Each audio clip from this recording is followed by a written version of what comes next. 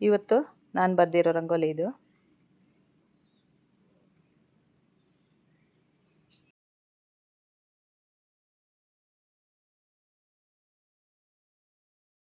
ಇವತ್ತು ನಾನಿಲ್ಲಿ ಎಲೆಕೋಸಿನಿಂದ ಮಜ್ಜಿಗೆ ಹುಳಿ ಮಾಡ್ತಾ ಇದ್ದೀನಿ. ಅದಕ್ಕೆ ಏನೇನು ಬೇಕು ಅಂತ ಹೇಳ್ತೀನಿ.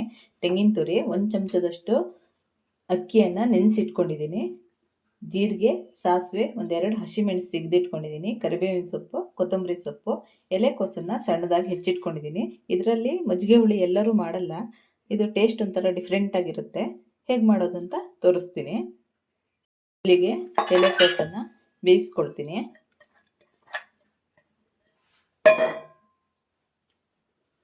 ಹಸಿಮೆಣಸು 1-2 ಹಾಕಿ, ಕರಿಬೇವಿನ ಸೊಪ್ಪು 4 ಹಾಕ್ತೀನಿ.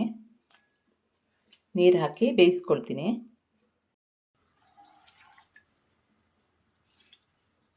ಒಂದು ಸ್ವಲ್ಪ ನೀರು ಹಾಕಿ ಬೇಯಲಿಕ್ಕೆ ಇಟ್ಕೊಳ್ತೀನಿ. ನಾನಿಲ್ಲಿ ಒಂದು ಅರ್ಧ ಎಲೆಕೋಸು ತೊಗೊಂಡಿದ್ದೀನಿ. 2-3 ಜನಗೆ ಸಾಕಾಗುತ್ತೆ ಇದು. ಹೋಳು ಬೇಯುವಾಗಲೇ ಉಪ್ಪು ಹಾಕ್ಕೊಳ್ತೀನಿ. ಹೋಳು ಬೇಯುವಾಗ ಮಸಾಲ ರುಬ್ಕೊಂಡು ಬಿಡ್ತೀನಿ. ತೆಂಗಿನ ತುರಿ ನಾನು 1 ಬಟ್ಲಷ್ಟು ತೊಗೊಂಡಿದ್ದೀನಿ. ಇದಕ್ಕೆ ಸ್ವಲ್ಪ ತೆಂಗಿನಕಾಯಿ ಜಾಸ್ತಿ ಬೇಕಾಗುತ್ತೆ. ನೆನೆಸಿರೋ ಅಕ್ಕಿ 1 ಚಮಚದಷ್ಟಿದೆ. ಒಂದು ಅರ್ಧ ಸ್ಪೂನಷ್ಟು ಸಾಸಿವೆ, ಅರ್ಧ ಸ್ಪೂನಷ್ಟು ಜೀರಿಗೆ, 4 ದಳ ಕರಿಬೇವಿನ ಸೊಪ್ಪು. ಇದನ್ನು ರುಬ್ಬಿ ತರ್ತೀನಿ. ರುಬ್ಬಿದ್ದಾಗಿದೆ, ನೈಸಾಗಿ ರುಬ್ಬಿದ್ದೀನಿ. ಯಾವಾಗಲೂ ನಾವು ಕುಂಬಳಕಾಯಿ ಅಥವಾ ಸೌತೆಕಾಯಿ ಇಲ್ಲ ತೊಂಡೆಕಾಯಿಯಲ್ಲಿ ಮಜ್ಜಿಗೆ ಹುಳಿ ಮಾಡ್ತೀವಿ. ಸ್ವಲ್ಪ ಹುಳಿ ಇರುವ ತರಕಾರಿಯಲ್ಲಿ ಮಜ್ಜಿಗೆ ಹುಳಿ ಮಾಡೋದು. ಇದು ಸ್ವಲ್ಪ ಡಿಫ್ರೆಂಟ್ ಆಗಿರುತ್ತೆ. ಆದರೆ ಎಲೆಕೋಸಿನ ಸ್ಮೆಲ್ ಏನು ಇರೋದಿಲ್ಲ.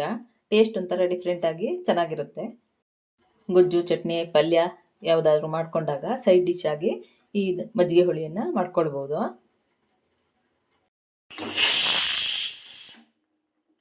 ಹೋಳೆಲ್ಲ ಬೆಂದಿದೆ. ಈಗ ರುಬ್ಬಿರೋ ಮಸಾಲೆ ಹಾಕ್ಕೊಳ್ತೀನಿ.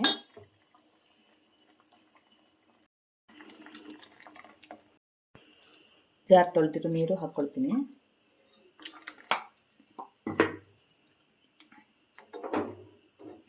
ತುಂಬ ಸಿಂಪಲ್ಲು, ಬೇಗ ಒಂದು 10 ನಿಮಿಷದಲ್ಲೇ ಆಗೋಗುತ್ತೆ. ಇದು ಕುದಿ ಬರಬೇಕು. ಕೊತ್ತಂಬರಿ ಸೊಪ್ಪು ಹಾಕ್ಕೊಳ್ತೀನಿ. ಉಪ್ಪು ಹಾಕ್ಕೊಳ್ತೀನಿ. ಹೋಳು ಬೇಯುವಾಗ ಹಾಕ್ಕೊಂಡಿದ್ದೀನಿ.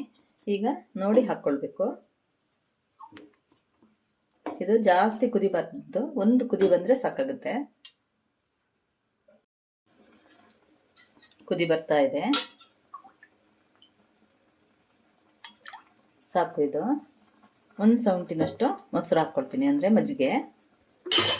ಇದು ಸ್ಟವ್ ಆಫ್ ಮಾಡ್ಕೊಳ್ತೀನಿ. ಮಜ್ಜಿಗೆ ಹಾಕಿದ ಕುದಿಸ್ಬಾರ್ದು. ಇದಕ್ಕೆ ಒಗ್ಗರಣೆ ಮಾಡ್ತೀನಿ. ಒಗ್ಗರಣೆಗೆ ತೆಂಗಿನ ಎಣ್ಣೆ ಹಾಕ್ಕೊಂಡಿದ್ದೀನಿ. ಚೂರು ಜೀರಿಗೆ, ಚೂರು ಸಾಸಿವೆ,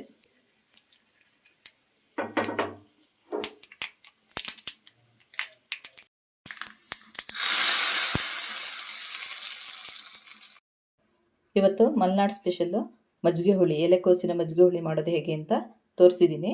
ಈ ವಿಡಿಯೋ ನಿಮಗೆ ಇಷ್ಟ ಆದರೆ ಲೈಕು, ಶೇರು, ಕಮೆಂಟ್ ಮಾಡಿ. ಸಬ್ಸ್ಕ್ರೈಬ್ ಮಾಡದೇ ಇರೋರು ಸಬ್ಸ್ಕ್ರೈಬ್ ಮಾಡಿ. Thank you.